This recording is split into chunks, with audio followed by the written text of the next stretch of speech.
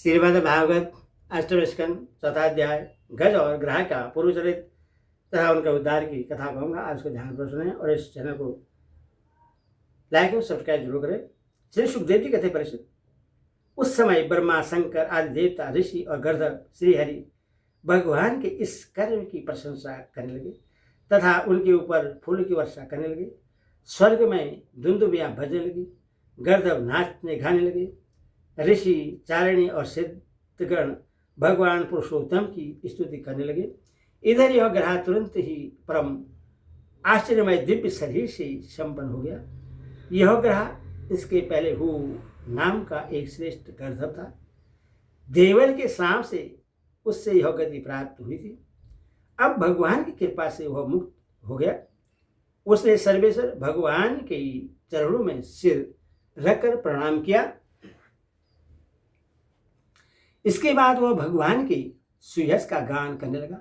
वास्तव में अविनाशी भगवान सर्वश्रेष्ठ कीर्ति से संपन्न है। उन्हीं के गुण और मनोहर लीलाएं गान करने योग्य है। भगवान की कृपा पूर्ण स्पर्श से उसके सारे पाप ताप नष्ट हो गए।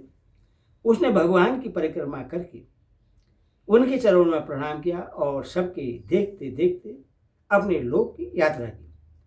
गजेंद्र में भगवान का स्पर्श प्राप्त होते ही अज्ञान के बंधन से मुक्त हो गया। उसे भगवान का ही रूप प्राप्त हो गया। वह पीताम्बरधारी एवं चतुर्भुज बन गया। गजेंद्र पूर्व जन्म में द्रविड़ देश का पांडववंशी राजा था। उसका नाम था इंद्रधुमन। वह भगवान का एक श्रेष्ठ उपासक एवं अत्यंत यशस्वी था। एक बार राजा इंद्रधुमन राजपाट छोड़कर मल्ल पर्वत पर रहने लगे थे। उन्होंने जटाएं बढ़ा ली, तपस्वी का वेश धारण कर लिया।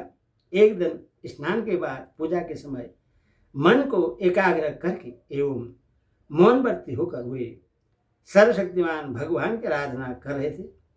उसी समय देवयोग से परम यशस्वी अगस्त्य मुनि अपने शिष्य मंडली के साथ वहां आ पहुंचे। उन्हें देखा कि यह प्रजा पालन, गर्भस्थित अतिथि सेवा आदि धर्म का परित्याग करके तपस्वियों की तरह एकांत में चुपचाप बैठकर उपासना कर रहा है। इसीलिए वे राजा इंद्रधुमन पर क्रुद्ध हो गए। उन्होंने राजा को यह शाप दिया, इस राजा ने गुरुजनों से शिक्षा नहीं ग्रहण की है, अभिमान बस परोपकार से निवृत्त होकर मनमानी कर रहा है। ब्राह्मणों का अपमान करने वाला यह हाथी के समान जड़ बुद्धि है। इसीलिए इससे वही घोर अज्ञानमयी हाथी की योनि प्राप्त हो। श्री सुखदेव जी कहते हैं परिषद, सांप एवं वरदान देने में समर्थ अगस्त्य ऋषि इस प्रकार सांप देकर अपने शिष्य मंडली के साथ वहां से चले गए। राजसी इंद्रधुमन ने यह समझकर संतोष किया कि यह मेरा पार्वत ही है। इसके बाद आत्मा को विश्रुत करा देने वाली हाथी की योनि उन्हें प्राप्त हुई। परंतु भगवान की आराधना का ऐसा प्रभाव है कि हाथी होने पर भी उन्हें भगवान की स्मृति हो गई। भगवान श्री हरि ने इस प्रकार गजेंद्र का उद्धार करके उससे अपना पार्षद बना लिया।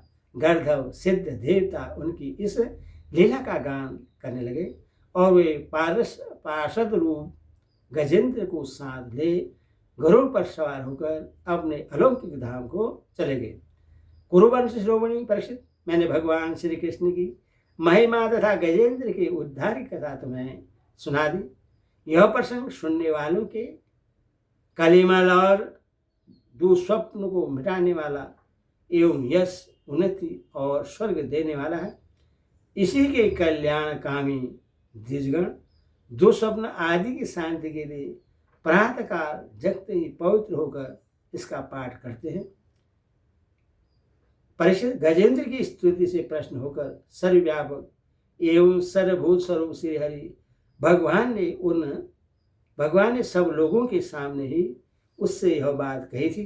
श्री भगवान ने कहा, जो लोग रात के पिछले पहर में उठकर इंद्र निग्रह पूर्वक एकाग्र चित्त से मेरा तेरा तथा इस सरोवर पर्वत एवं कंदरा वन वेद कीचक बांस के झुरमुट यहाँ के दिव्य वृक्ष तथा पर्वत शिखर मेरे ब्रह्मा जी और शिव जी के निवास स्थान, मेरे प्यारे धाम क्षीर सागर प्रकाशमय श्वेतद्वीप श्रीवत्स कस्तूरिमणि बनवाला मेरी कौमुदी की गदा सुदर्शन चक्र पांचजन्य शंख पक्षीराज गरुड़ मेरे सूक्ष्म कला स्वरूप शेष जी मेरे आश्रय में रहने वाली लक्ष्मी देवी ब्रह्मा जी देवर्षि नारायण शंकर जी तथा भक्तराज प्रहलाद मत्स्य कश्यप वराह आदि अवतारों में